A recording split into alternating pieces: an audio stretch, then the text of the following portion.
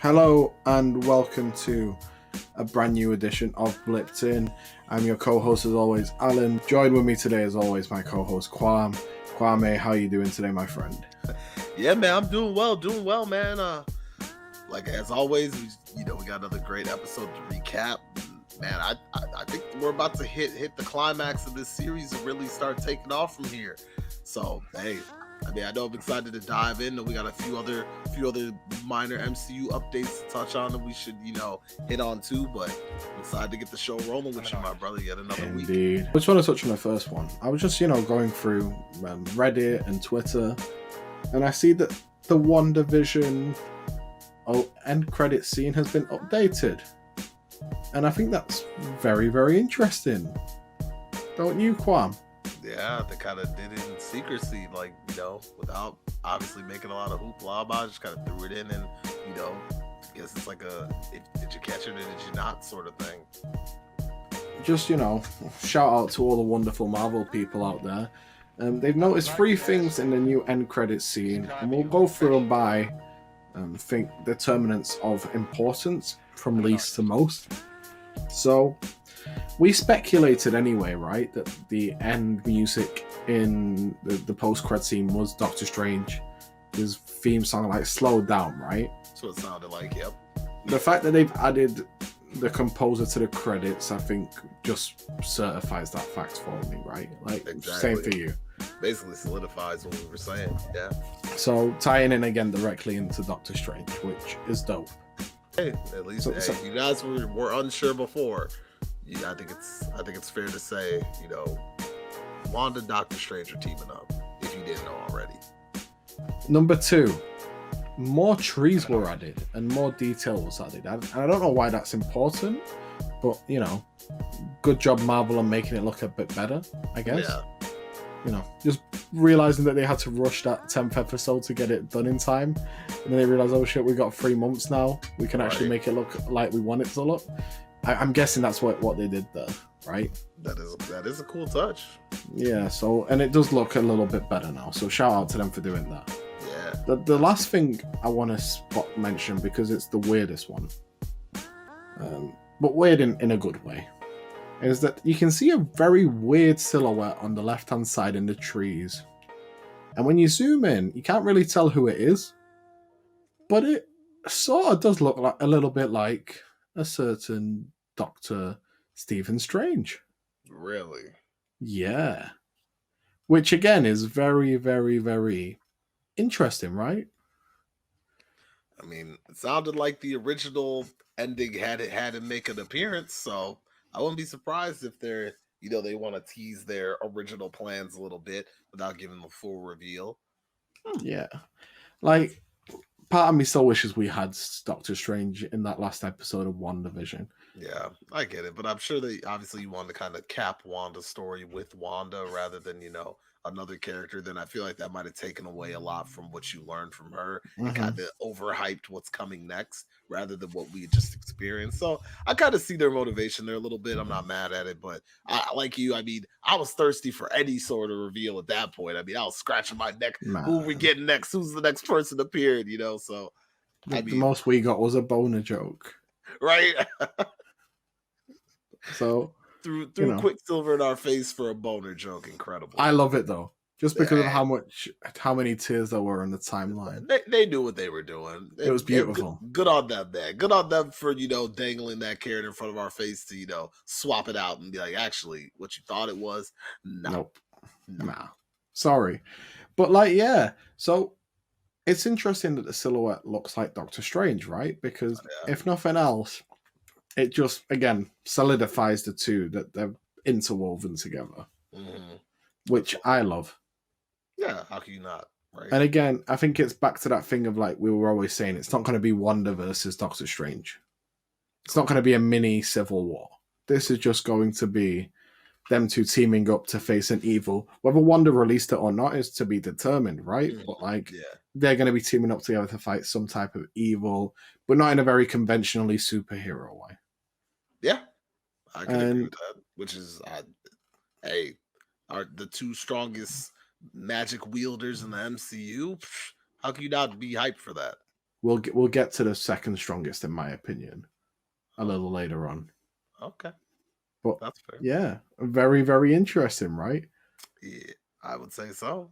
So we stretched that out a little bit. I can't lie, guys. We just wanted to build a little bit of intrigue there. Yeah, but I mean, hey, we know what's coming. There's obviously a lot of hype about it. We're still building towards the multiverse of madness, and obviously, we know a lot of things are going to tie into that. So, hey, every little Hey, bit that kind of gives us a hint just makes the excitement grow. So, we're 6 months away from Spider-Man. oh Well, my god, 5.5, when you really. say that, that sounds so long. But it's not. It's not, and it's gonna fly. Like I said, we get a nice plate of food before we even get to Spider Man. So Exactly. So I'm very, very we'll, excited. yeah, we'll be all right. We'll make it. Speaking of one of the plates of food we get, Shang-Chi. Yeah, official trailer dropped. Man.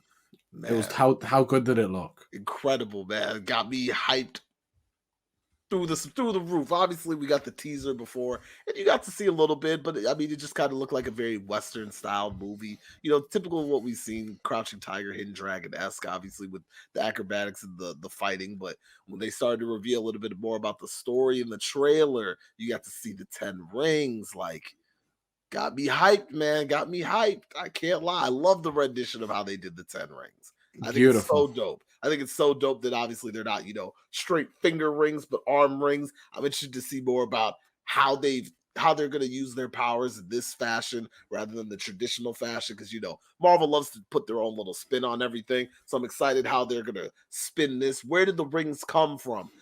How did they fall into this to Shang-Chi's family? Obviously, the opening of the trailer, you see his dad talking about, these rings have given our family power throughout the years. So where did they come from? Were they gifted to them? What happened? I mean, it's I'm excited to see how they uncover the story and how they make it his own. And obviously, Shang-Chi isn't an incredibly, frontline A-list character in the MCU, but giving him his due here and giving him, a bit of spotlight, I think is incredible. And I'm super excited for it. I mean, obviously I, there's a ton of things within the trailer we'll continue to touch on, but man, I'm excited for so what's to come for this character. do you remember when I said to you when we started discussing it like 4 months ago, where I said I I'm not I don't feel like I'm really excited for Shang-Chi. It's like the one I'm least excited for, but I have no doubt Marvel will pull me in Yeah, and make me super hyped for it.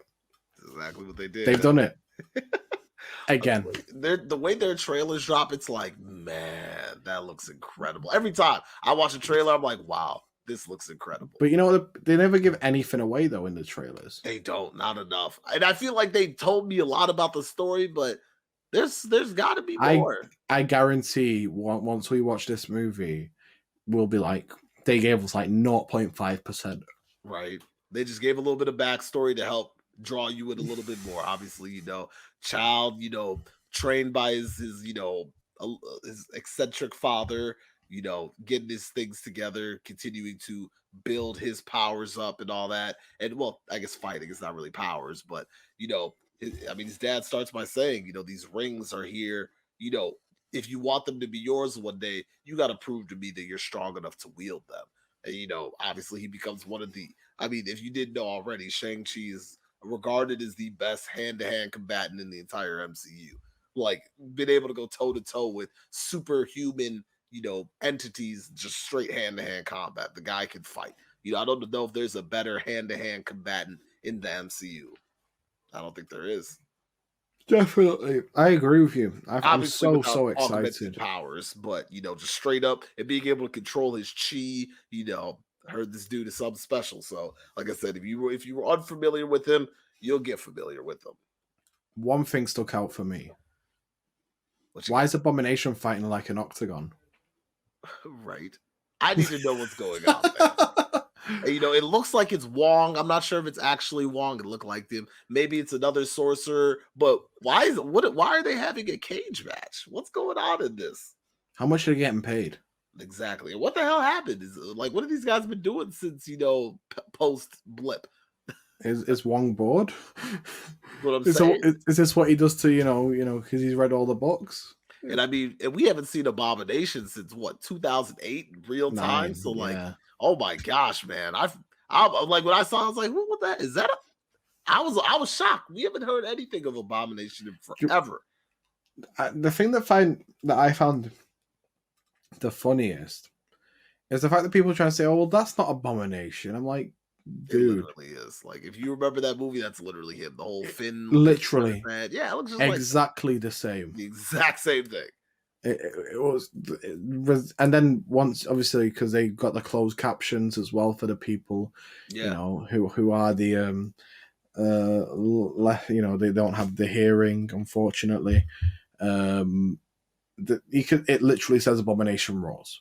Yeah, I literally put on closed captions on all Marvel stuff because they let things slip like that.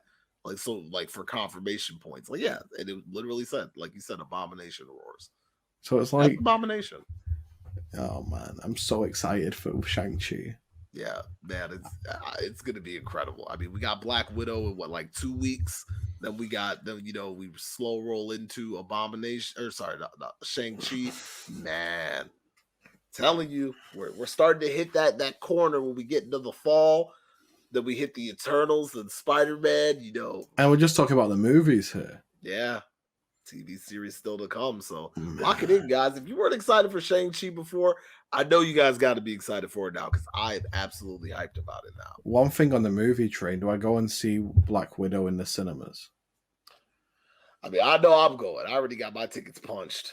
We've discussed this in the DMs, by the way, guys. Yeah. And obviously, this Delta variant is very real, so I'm pretty worried about idiots who were in the cinema before me more than anything else. Yeah, no, I feel you. I mean, I'll probably literally go see it, then come back and get it in premiere access. So I mean, I'm probably gonna end up doing it both. Do you know what the suckiest part is? Theater. What up? Comes out on the 7th of July in theaters here. Drops on Disney Plus on the 9th of July. Really? Is that for everybody? Yeah, I don't know. I don't know what it's like for you guys in the States. I gotta look at it. That's the only thing that's making me consider go. Oh, yeah, the premiere access is July 9th. Man, I guess yeah. I can wait till Friday. Yeah, it's not bad. It's not that much of a wait. You better put on them spoiler locks. Who spoils a day into a movie? A lot of people. Idiots. Idiots. Everyone knows that when a movie comes out, you give people at least a week, right? Yeah, that's only people that have common courtesy. There's a lot of people that do not. So I'm not going to take my chances. I promise you, I will mute every damn Marvel style word I can think of until I see it.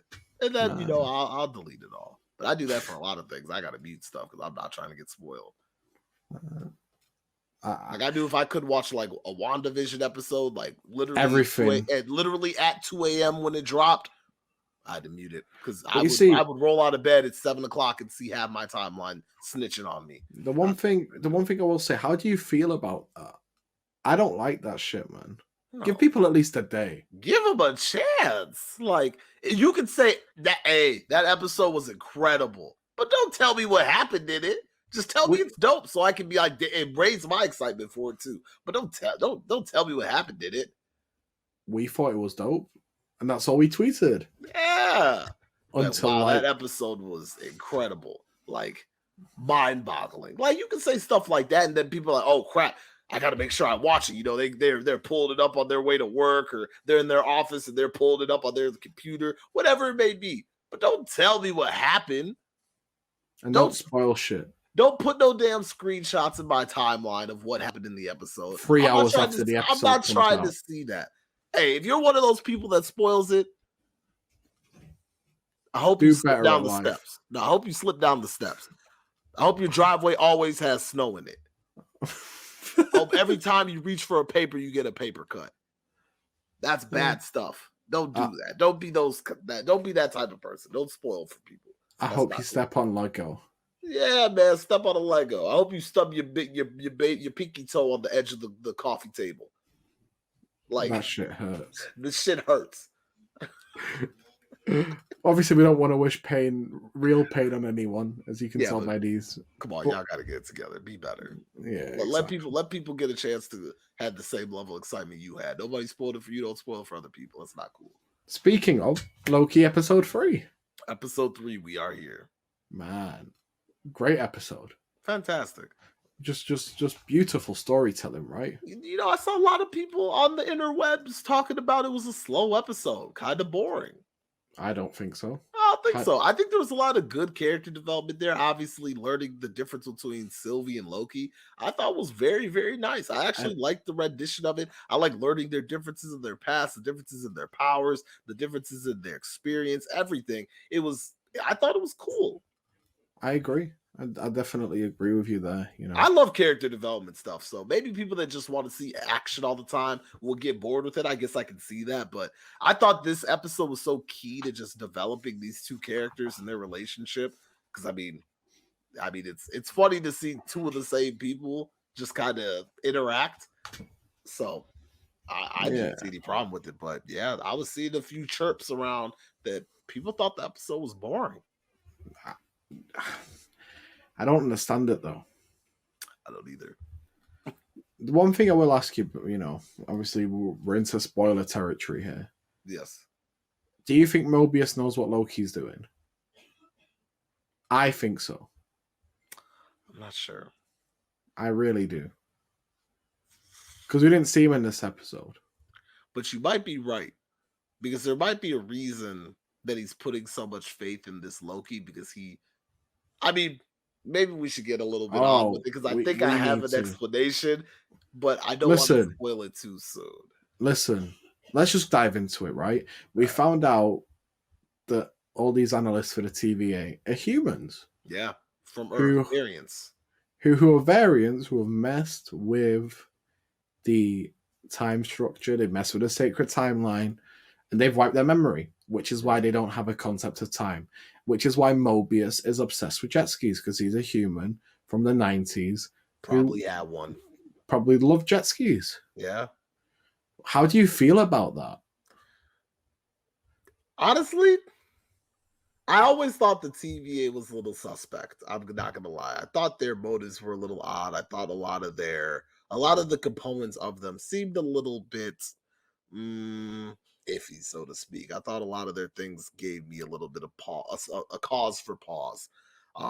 So finding that out, not to necessarily say I was shocked, but it's more like I knew it moment. Like I knew they were up to something fishy. I knew it wasn't all, happiness, roses, and sunshine. I knew it was something a little crazy. So I for one am interested to see, but like I said, I think maybe your point that Mobius has an idea what's going on, because maybe he does have fragments of his old life remembered, and maybe that's why he brought this Loki, our Loki that we know, into this timeline or into this whole scenario, because he's trying to break whatever hold the TVA's had on all these people. Maybe he knows. That's just my thought. I could be wrong, but that's the first thing that kind of comes to mind for me. So it's a very interesting episode, right? And it starts off with Sylvie with the timekeeper, right?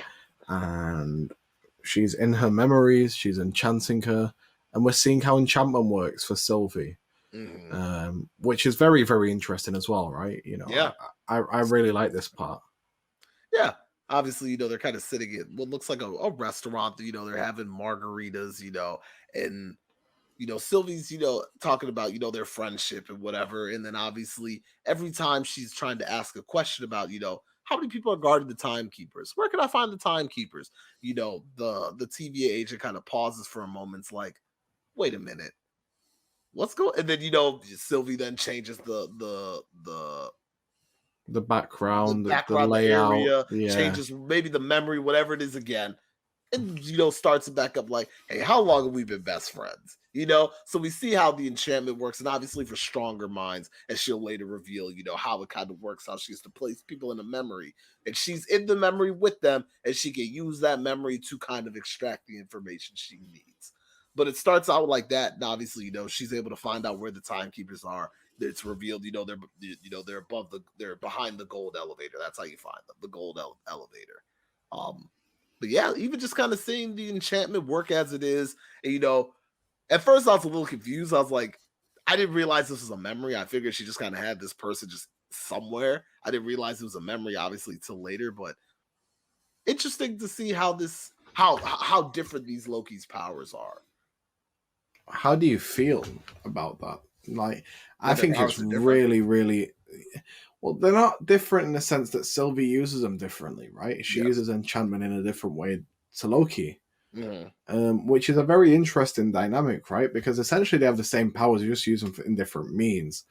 And I think that opens up a world of possibilities with not just Loki, but all types of characters within this multiverse. Absolutely. Just seeing the differences in a lot of their differences, and obviously they're supposed to be the same character, but we find out later they have different upbringings, they've had different experiences, and that affects how their powers are used.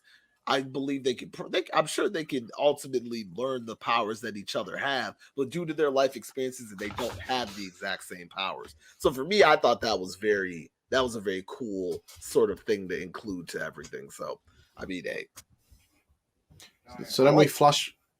Yeah, I like it too, man. I I like really, really like this. Then we flash to the TVA, right? And I'll let you take it from here. Yeah, so they go over to the TVA. Sylvie obviously getting the information of where the timekeepers are, and so she's going in and she tries to immediately enchant one of the Minutemen, and she kind of puts her hand on him and kind of looks at it. It doesn't seem to quite worked.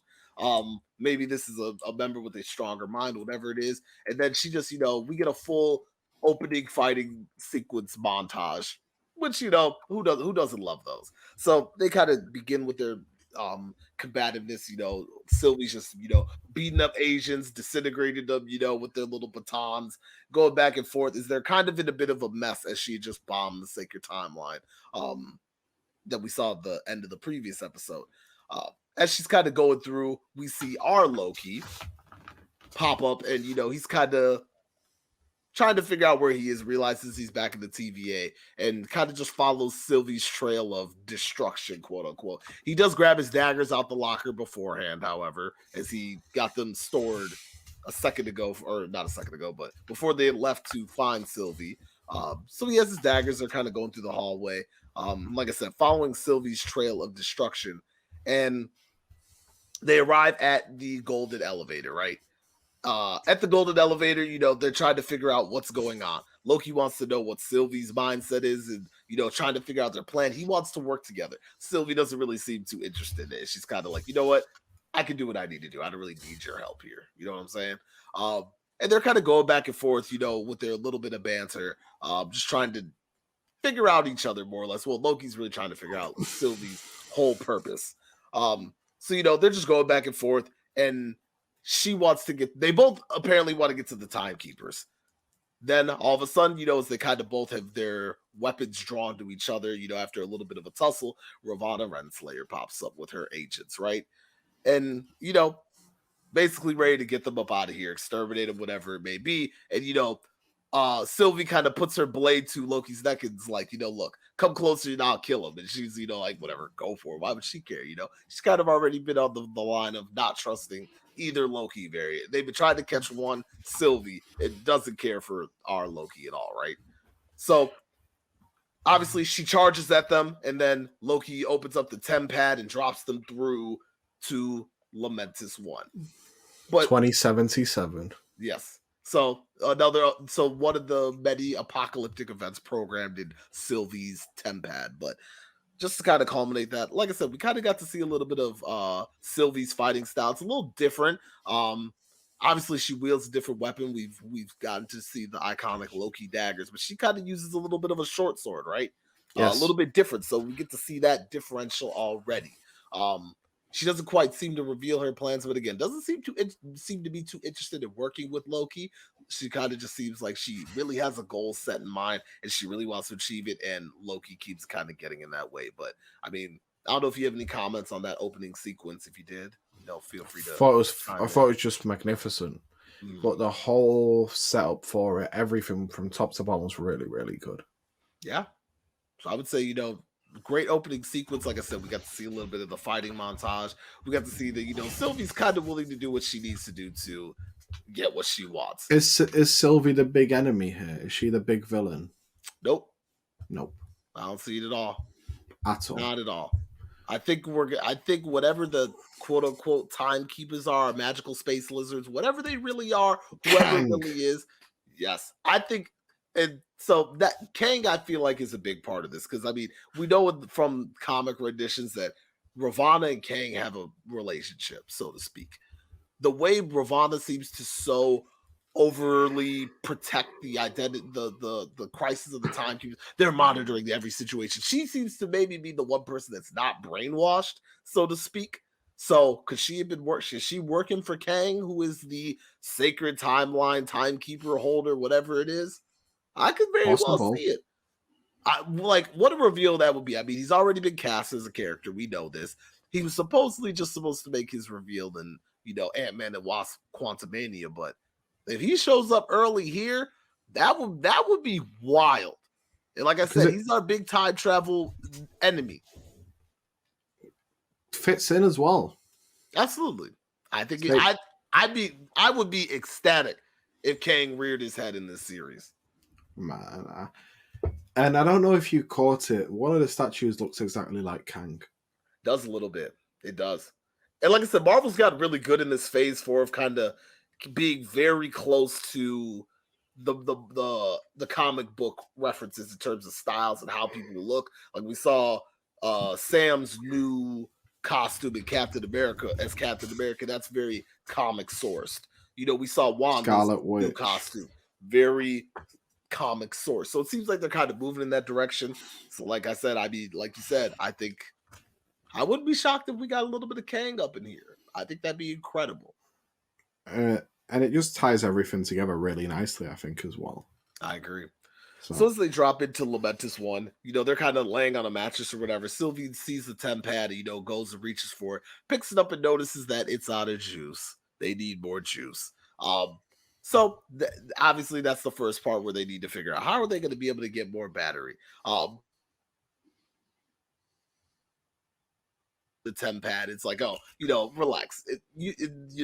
Sylvie's like, you don't even know how to use that, and they have a funny little bit of banter. Loki's like, look, you're not the only tech savvy Loki here, and she's like, don't call me that. He's like, what, tech savvy? And she's like, no, Loki. And he's like, what? Like, he's like, he doesn't understand. Obviously, she hasn't quite told us that she's called Sylvie yet. Obviously, we're saying that because we've seen the episode, and obviously, it's just easier to distinguish Loki versus Sylvie, but we see that, she kind of gets annoyed with his tricks because he seems like he's nothing more than a mere magician. Because his magic is very mischievous, of course. Exactly. Right? And that's not quite how her magic is. She seems to be more of the enchantment. And if you guys didn't know, Sylvie is actually a different character from the Marvel comics that, her nickname was the Enchantress. Like, that was her power.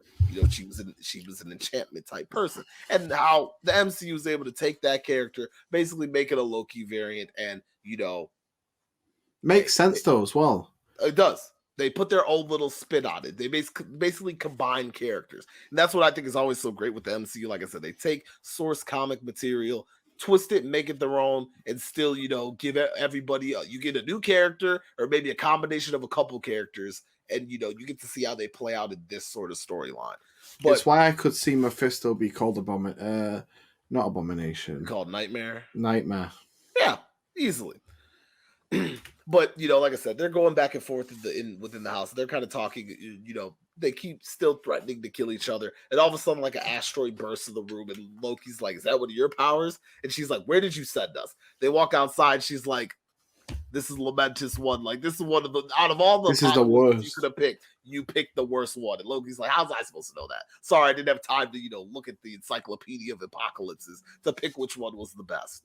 So again, early on, we do see a lot of great chemistry between these two characters. I mean, how can you not like yourself, right? I mean, as much as they want to act like they don't enjoy each other, they do. Let's just call a spade a spade. There was sexual tension right there. Ton. Like, you could cut it with a broadsword. It was thick as hell. I mean, it fits Loki's character, though. Exactly. Oh, a guy obsessed with himself, loving himself? Like, does that get any more Especially Loki? If he's gender fluid. Exactly. Does that get any more Loki than that? A man in love with himself? And if there's anyone in the MCU who'd have a relationship with themselves, He'd be Loki. 1,000,000,000%, right? Which I love. I really do love it indeed. So, like I said, I mean, obviously, this episode in terms of action isn't the highest. I mean, we kind of got our best action piece right at the beginning, then we get a little bit more at the end. But there's a ton of character development that really makes this episode driven. So once they're able to find another shelter after kind of running through and explaining where they are, obviously Lamentus won. The moon crashes into the planet. There's only one way to get off the Ark, but I guess the Ark never makes it. Everybody dies. It's like a terrible, terrible apocalypse. Sylvie tries to use some of her tricks to kind of get the tempad from Loki. At this point, he has, and that's kind of his ace card to kind of get Sylvie to cooperate with him. I got the tempad. Hey, you can't do nothing without it. Looks like you're bringing me along whether you like it or not. So we get a fun little bit where she tries to enchant him, and he's like, it won't work. My mind's too strong. And she kind of gets frustrated again, called him. They're like, what are you, nothing more than a magician? Like, what's going on here? Which again, like I said, there's even when they're that close together, they're kind of looking at each other. Like you said, the sexual tension. Like I said, you cut it with a broadsword. It was heavy throughout this entire episode. And again, I think it's hilarious to have a character literally in love with himself. But Definitely. Again, they continue to have their banter back and forth. But obviously they figure out, look, they have nothing to gain from killing each other, because if one kills the other, then they can't. They at this point they need each other. Loki is the tempad. Sylvie knows how to charge it, and they basically got to get off this apocalyptic plane of Lamentus One. They got to go. So they kind of agreed to work together. Sylvie reluctantly, albeit, but hey, you gotta do what you gotta do. So they kind of journey through the wasteland to figure out how they can charge this thing. This is kind of where Sylvie doesn't like being called a Loki. She explains she doesn't like it. She's an alias, which is Sylvie, and Loki's like, that's not very Loki-like. And again, it's kind of funny because it's like they're the same person, obviously with different upbringings, but so many things have obviously transpired in their lives that brought them to this point, and obviously that's where the differences was. But I'm interested to kind of gain your perspective real quick. Why do you think these variants are so different? Do different timelines truly exist, and the whole sacred timeline thing is just a farce? Like, are there really alternate timelines? It's just if you break off from whatever your alternate timeline was, you become a variant. But to have an entire Loki, a completely different gender, completely different upbringing, if that wasn't the original thing, shouldn't that have been eliminated out the get-go? You know what I'm saying? I agree with you. Mm-hmm. But the one thing I will say is, I wouldn't be shocked if there's a way that this Loki variant was like the original Loki at some point. Then just veered off into their own path to further they got away from their variant point, their Nexus event, right? Yeah. That's my take on what's going on right now. That's where I think it is. Because, I mean, Sylvie explains that she's kind of been running from the TVA for quite some time. So I'm interested to see when her Nexus event actually started. But, I thought that was... I was curious to, like, once they kind of dive a little bit deeper into their backgrounds, how it was so different and how this was able to go on for so long. The one thing I will say is, I think they're like 95% the same, though. I could say so. They're very, very similar. Obviously, some differences, distinct differences, but very, very similar. That's fair. That is fair. So, like I said, they kind of talk about their differences of what makes a Loki a Loki. And obviously, Loki thinks it's like, independence and style and all that kind of makes him who he is. And Sylvie doesn't necessarily think that, but yeah, independence, authority, style were his three things that he hit on.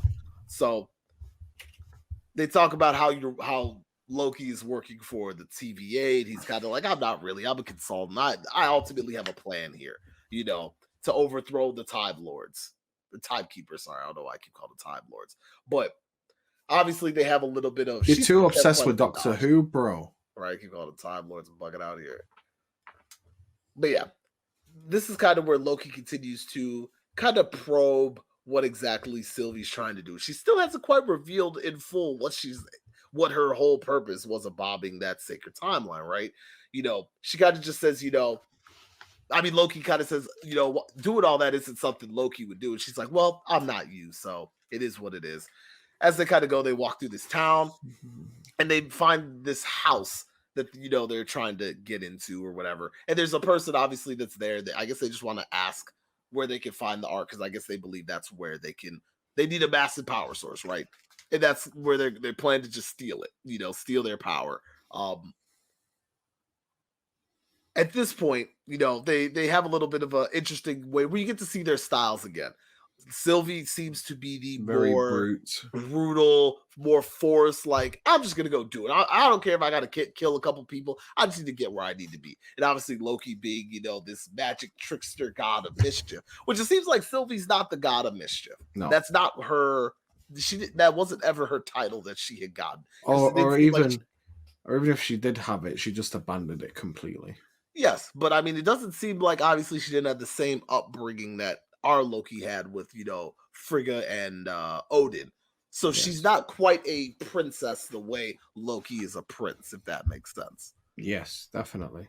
So just to kind of further make their distinctions, but they kind of explain how to get on this train, right? So again, once they are done, messing with the lady with the shockwave gun, and obviously they both kind of get blown away. And she kind of asks like, "What are you guys doing here?" And she seems kind of settled at the point that the apocalypse is coming. I'm just gonna kind of sit here and let it ride out, which a little touchy moment right here in your heart, a little bit of the feels. But like I said, as they kind of figure out how to get to the train that will take them to the Ark. They're trying to figure out how to get on this train. And again, you get to see their styles a little bit more in action. Sylvie was just kind of like, I'm just going to enchant people. They're going to let us right through. Loki's like, but I have a plan. And he kind of disguises himself as a guard. Obviously, they get to a point where they have to, talk about them or, they have to talk to a guard. He's like, so what are you doing here? And then, Sylvie chimes in and does her enchantment. So you get to see them kind of work together here. That's the both worlds. Their styles. Yes, how both their styles were able to yet again accomplish a goal. So then they're ultimately able to get in the train. But I love that they keep showing us the dynamics between their styles. Yes. That obviously the Loki we know and love is this trickster that's always, changing his appearance and, more of a manipulator, while Sylvie is more of like, obviously enchantment is her thing, but she has no problem just kind of busting down the doors and getting done what she needs to get done.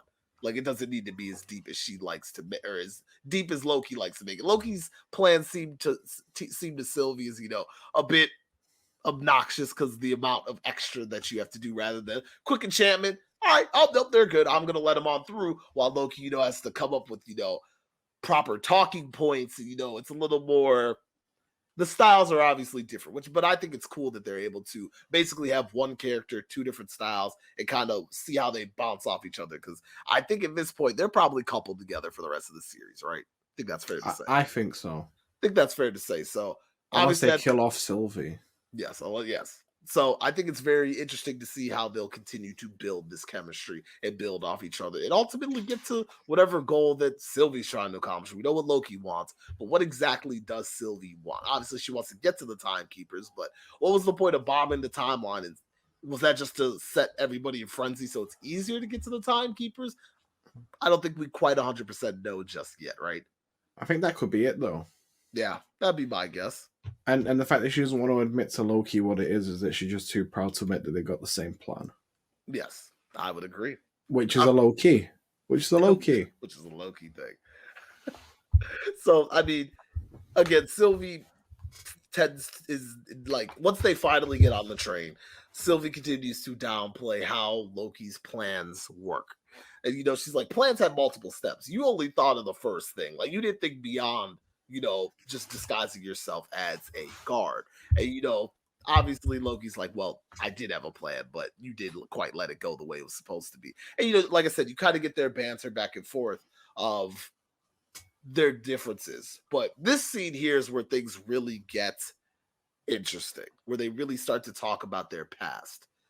And they hit on each other. They hit each other with really, really deep emotional things at this point. Yes, absolutely. But I mean, you want to touch on these points?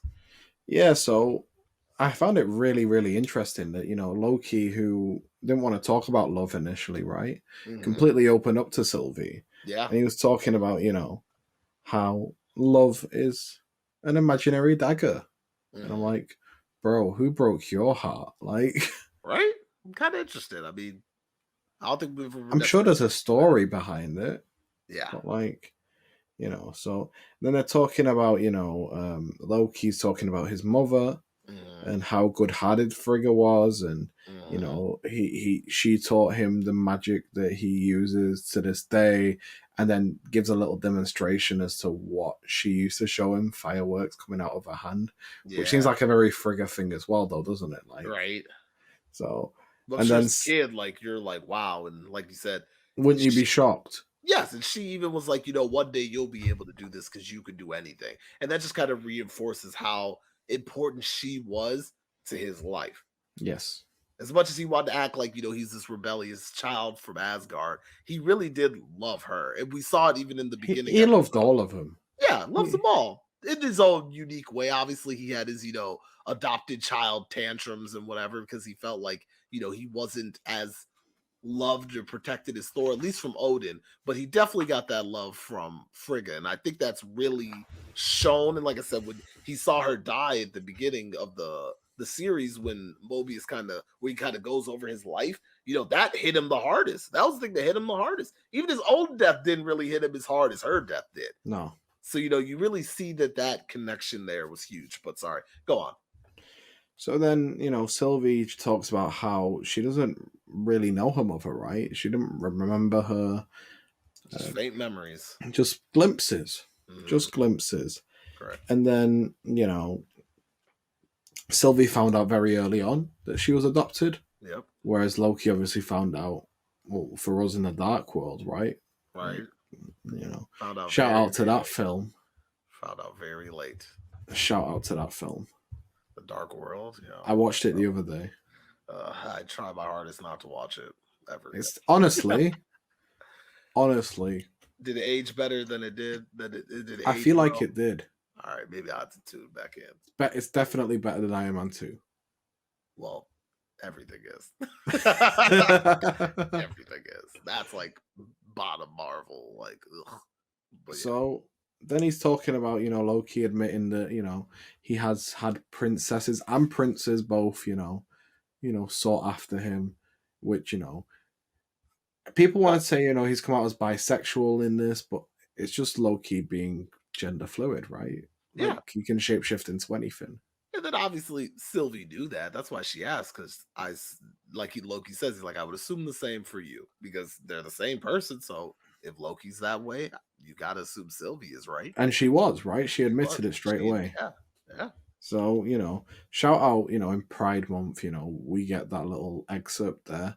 Mm-hmm. I think that's a really cool incident that happened. And I think it was very well timed by Disney as well. Absolutely.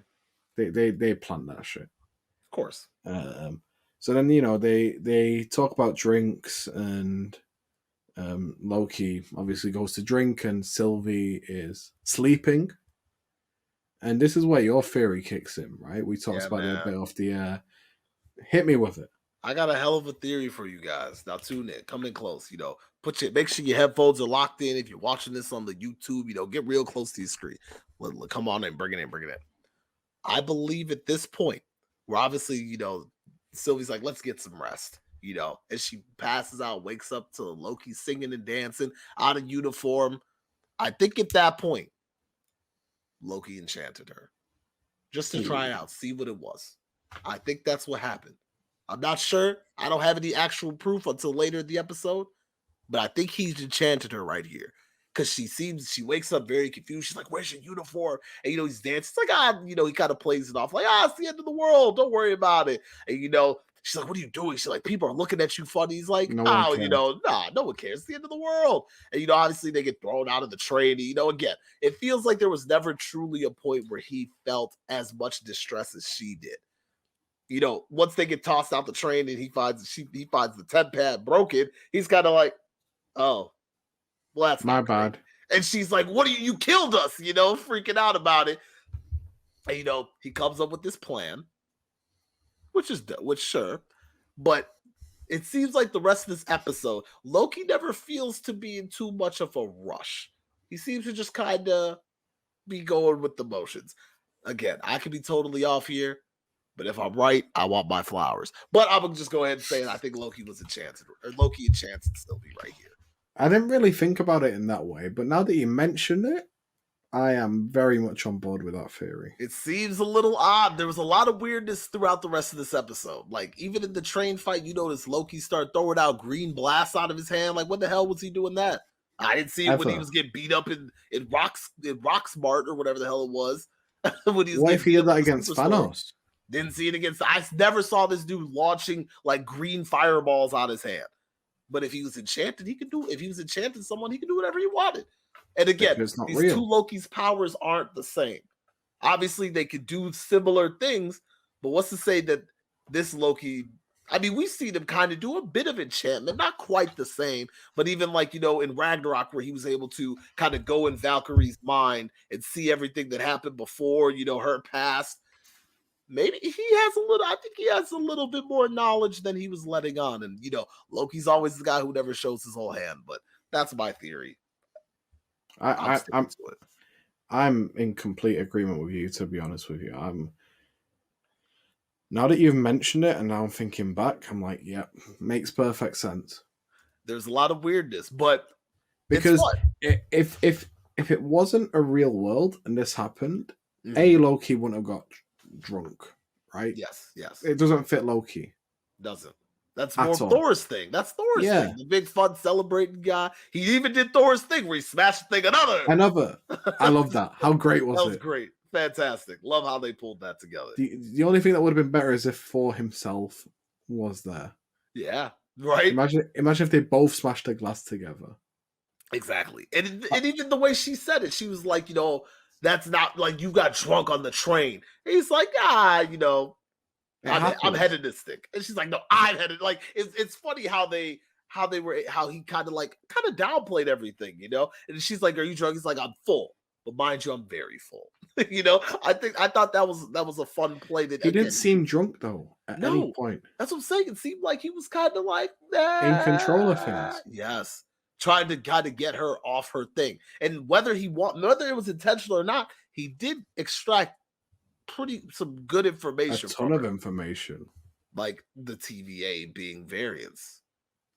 That very interesting. I don't know, man. Like I said, the more I think about it, the more I'm like, yeah. I mean, but at the same time, you do get that piece that after they're thrown off the train, then that's where she explains how to enchant people. But like I said, I feel like Loki had an idea because the moment he saw enchantment, he knew it was enchantment. He didn't have to be told. He didn't have to, he knew what it was.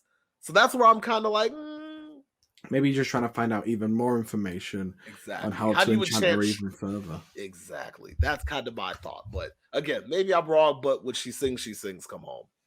Oh, beautiful. How great was this? I kept singing that phrase like all freaking week since that episode drops every now and then. Just in my head. How amazing would it be if we found out what they were singing in Asgardian as well? Right. Oh, man. Well, they were just telling us everything right then and there.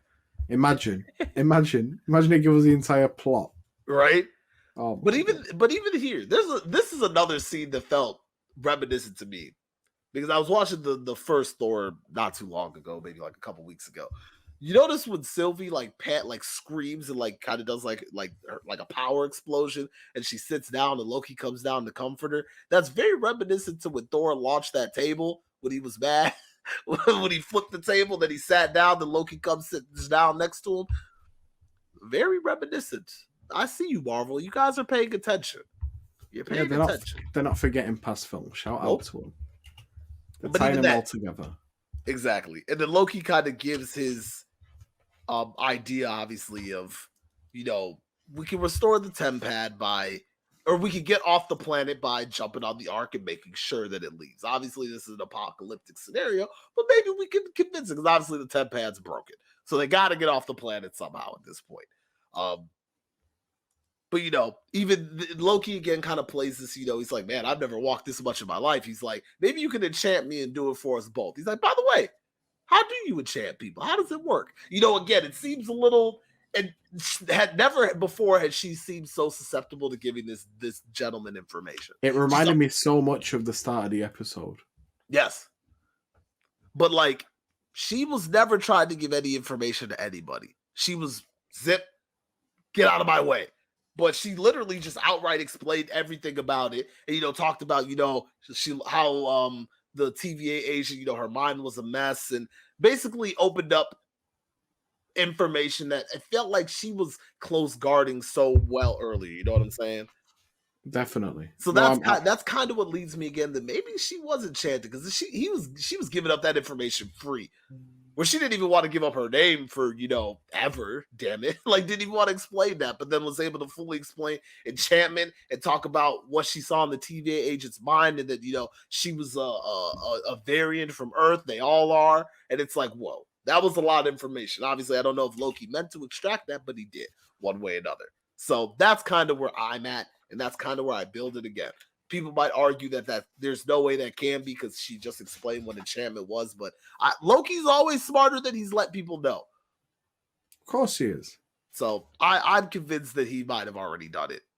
But again, I could be totally wrong. But as we get to the end of the episode, how the hell are they supposed to get off the planet if all that really just happened? So they've got to the Ark, right? Mm-hmm. Or to the city where the Ark is, and you see the people rebelling. Yes. Which is what the poor always do against the rich. Yes. And this fight scene is very, very cool. It's very trippy, but amazing, right? Yeah. This ties into your theory even more. Go on, just take over because this ties in beautifully to your theory. So as they're running through the city or whatever, as they're kind of fighting off some it looks like guards, I would say, in the middle of all the helter-skelter. Yes. Again, we see Loki do these green hand blasts that we've never seen. That was like, all right, that's twice I've seen him do something I've never seen him do before. This seems odd. When did he just learn this new power out of nowhere? Like, man, this could have came in use many, many other times. He wouldn't have died in Civil War. Like, literally, could have done something, like, bro. But nothing happened. So obviously, as they're running through the town, just kind of escaping dangers, they make a turn, and then, Loki turns around. He's like, I've got it. And we see a huge building piece comes. He kind of like does this like pose, and the building just zooms back. At that point, I was like, bro, what the hell? I remember watching this. I was like, what is this dude just getting all types of powers? It doesn't make sense how he was able to do that. Because we've never seen, and like, that was a massive structure, and he literally just pushed it back. Like nothing. Didn't use his hands, nothing, just literally looked at it, and that sucker went whoop, right back where it came from. How could that be possible? Not even Thor has that type of power. I've never seen anybody have that without doing any hand signs or no wiggly fingers like the magic guys, nothing. It just literally, and the thing flew back. It's like, don't know quite about that one. Watching it back again, that's when I was like, bro, this has to be enchantment. It just doesn't make sense how he was able to stop that. And what's even weirder is Sylvie had no reaction to it. None. Which she was just like, she just kind of turned around and kept it moving. So I don't really know what's going on here, but that kind of, to me, helps me kind of bolster that. Obviously, like I said, they get right about where the Ark is, and then you see the Ark kind of starting to take off, and then a meteor crashes right through that bad boy. And then, they're kind of left standing there looking defeated. Sylvie more so than Loki. Yeah, Sylvie seemed much more defeated because she walks away into, the background. Then the episode ends. But, I mean, this next episode's got to be crazy because, I mean, I don't think they die here. I mean, there's another 2 episodes after the episode 4. I feel like it's a safe bet to say they don't die. Exactly. To me, the reason why I don't think the temp pad, why I don't think they die is because the temp pad's not really broken. Loki really didn't get thrown off that train. He really didn't take that tumble and the thing exploded. I think this whole thing, he enchanted her. And I don't know whether it works a different style because, I mean, I guess technically this could be a memory because she's been through Lamentis already, hiding in apocalypses before, correct? So maybe he was able to play on a memory of Lamentis, or maybe his enchantment just works in a different way. That could totally be feasible too. His enchantment just works in a different way. So I'm kind of curious to really know where this picks up because I don't think we really know right now. I agree. I definitely agree with that. We have no Yeah. idea what's going on. We have no idea what's going on. I mean, I saw some people chirping on the interwebs talking about they think Loki jacked that time stone from Casey's desk and was able to use the time stone to push the building back. Maybe, because it did literally come exactly from where it came from, but I didn't see any hand clock turns No. that we see both Doctor Strange and Thanos have to do when using the time stone. So not quite sure it's that. I mean, and what did Casey even say? I mean, the time stones don't work from they only work from the timeline that they're from. So I mean, Yes. what's the odds he grabbed the right one, right? And how would he even know that he did that? Because like I said, he said I got it. Like he knew he could do it. Exactly. And that So wasn't any old magic trick. That's it what was leads me to believe. I feel it's a bit of enchantment going on, man. I hope I'm right. I think that'd be fire if I was, but hey, I could easily be wrong. But I it's a mean, good theory though. yeah, I mean, It's better than my Mephisto theories in WandaVision. We had to put up with that for 3 weeks. hey, I was eating those off the plate clean. I thought that was really happening, but like we It once will we started, happen. it will. Marvel will slow burn us to death before they throw it in our face. So They throw it in our face every series. just little pieces, just Like literally, stained glass window, come on, talk about Mephisto, that devil's scared of him. There's no way he's calling Loki the devil. Come on. Sylvie. Sylvie's not the devil. Sylvie, sorry. Yes. She's too hot to be a devil. I'm dying. My one Anthony Mackie moment. Right? Said Ed, you got to work with Kat Dennings. Hey, Yes, I did, Mackie. all of us were thinking the same thing. Can I get an amen? But yeah. Oh. I mean, in totality, man, how you recap this episode? What'd you like? What didn't you like? I mean, I I thought it know, was phenomenal. yeah. You know me. I really enjoy character progression, so Mhm. I don't mind an episode based on character progression. I think it's 100%. phenomenal. Yeah. We got enough action through 10 minutes, 5 minutes at the start, 5 minutes at the end, Mhm. and then the meat of it was finding out more about Sylvie, right? Because we already knew a lot about this Loki, and even though he didn't want to admit it, we already knew what made him tick, right? Because we've seen Yeah. him so much. So Mhm. I really, really enjoyed this, man. I would have to agree. I mean, like you said, the learning the differences and the similarities between these two Lokis, obviously learning their powers between Loki and Sylvie, the differences, how they grew up was cool. Understanding more about her. And I think that was probably the biggest thing. Like I said, we know a lot about Loki already. Granted, this isn't the Loki that we got to know, but we know what he's from and what he's about, what makes him tick. We already know that learning about Sylvie's back history, and obviously she didn't grow up with the mother. She didn't grow up with the Frigga in her life. Obviously, wasn't a princess. Wasn't didn't seem to enter. I don't even know if there's a Thor in her timeline. Don't know if there's a We have Thor, no Odin. idea. We don't know anything about that. We just know she didn't grow up without a mother. She taught herself enchantment. She didn't learn the same magic tricks Loki knows. So obviously there's differences there.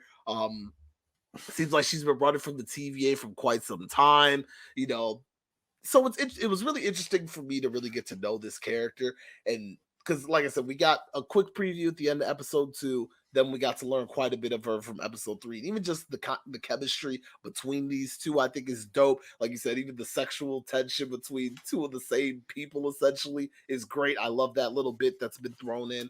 I mean, there's so many things that I like about this episode, but I mean, I get it. If you're just the action fiend, you're not going to get much out of this. But I mean, you probably didn't get much out of WandaVision either, because it's a similar burn of, just what's going on here, trying to figure out get a grasp of what's going on.